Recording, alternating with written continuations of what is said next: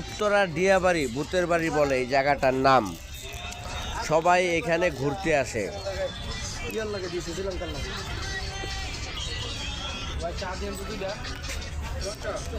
উত্তরা ডিয়াবাড়ি ভূতের বাড়ি খুবই সুন্দর জায়গাটা, অনেক কিছু আছে এখানে,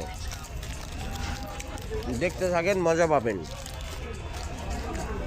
এখানে কিছুক্ষণের মধ্যে বাড়ি চলে আসছি আমরা। ভূতের বাড়ি উত্তরা ডিয়াবাড়ি, ভূতের বাড়ি এলাকা। বাঘটার জন্য ওয়েট করেন সবাই।